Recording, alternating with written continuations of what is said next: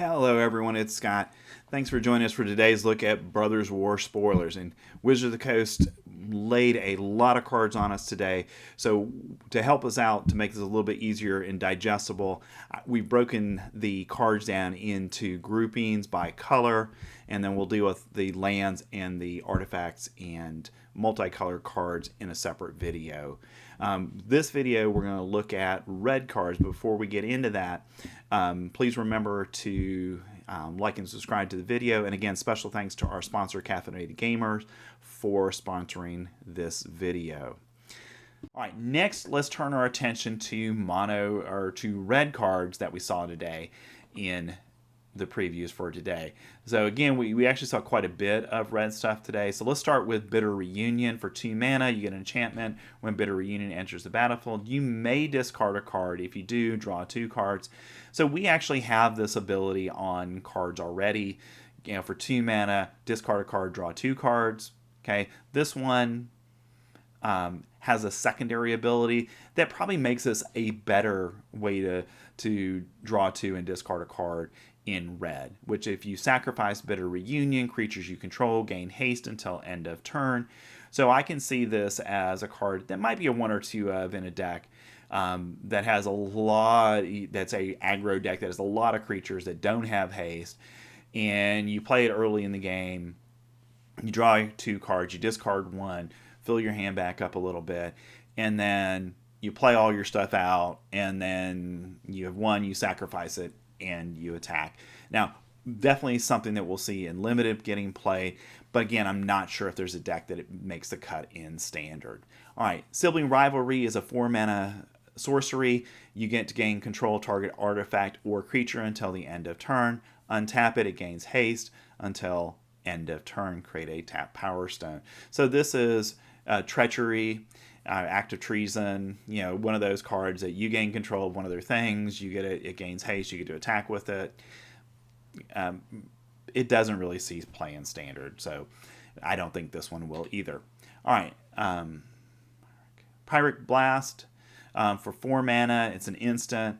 As an additional cost to cast this, sacrifice a creature.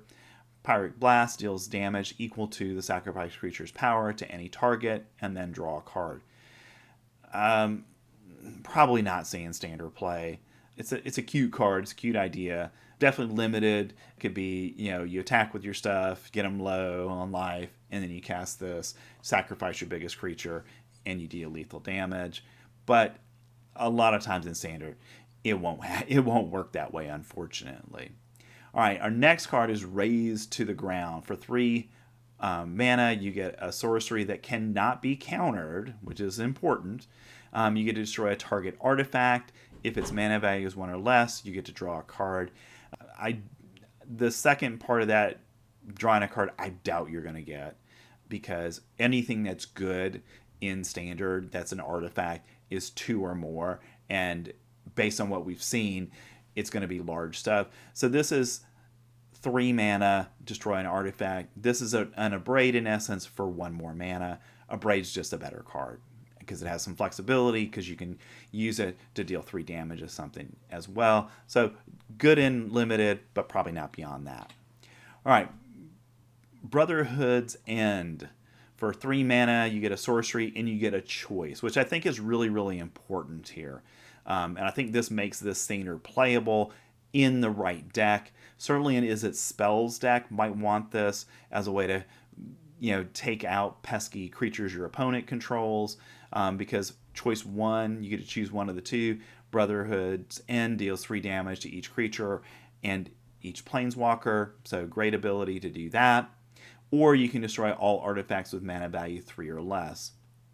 So I like the flexibility of the card. It's certainly a sideboard card in red, any kind of deck that's considering playing red, because it's going to hit just about everything in the format that we're going to see. Now, obviously, it's not going to hit the large creatures that we're seeing from the Brothers War, but the smaller stuff, it can help with that. So it's a good sideboard card against an aggro deck.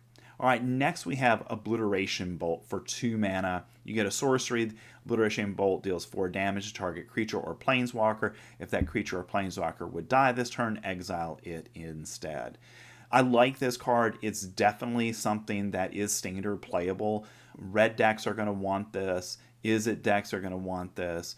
Probably, possibly, if we get a Jeskai deck that develops, it's going to want it as well, because the ability for 2 mana to do 4 damage is great. The fact that you get to exile it as well helps with that. So definitely a sideboard card, main deckable too, if the format is in the right place.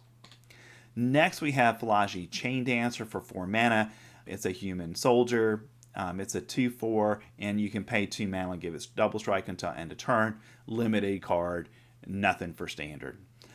Alright, Sardian Cliff Stomper.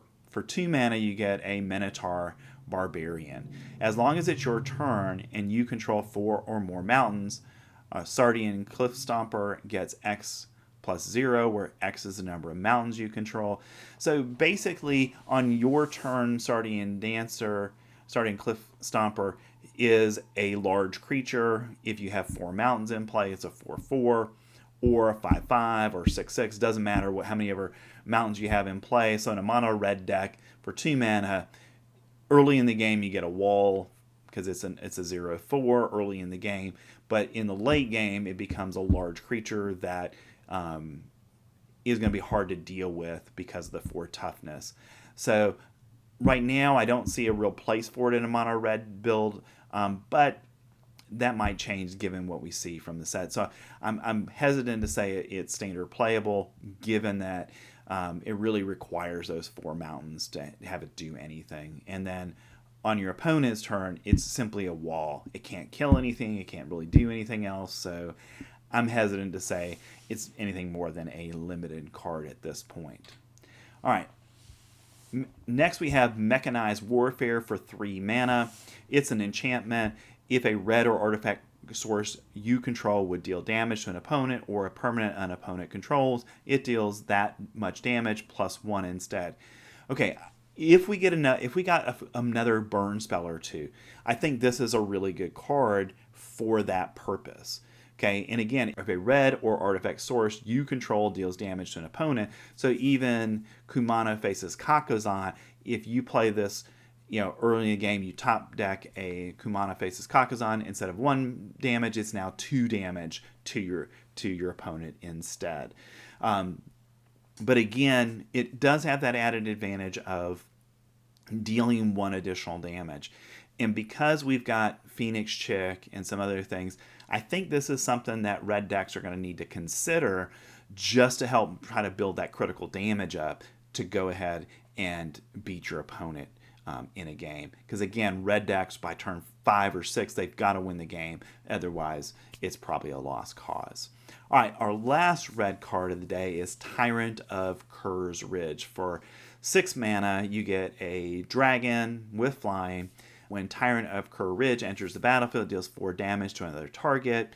And for 1 red mana, Tyrant of Kerr Ridge gets +1/+1 until the end of turn. And it's a 4/5.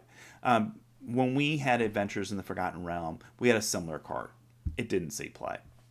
Unfortunately, it's a limited card, probably only. Unless we have a dedicated dragon deck that has a definite and clear way to reduce the cost.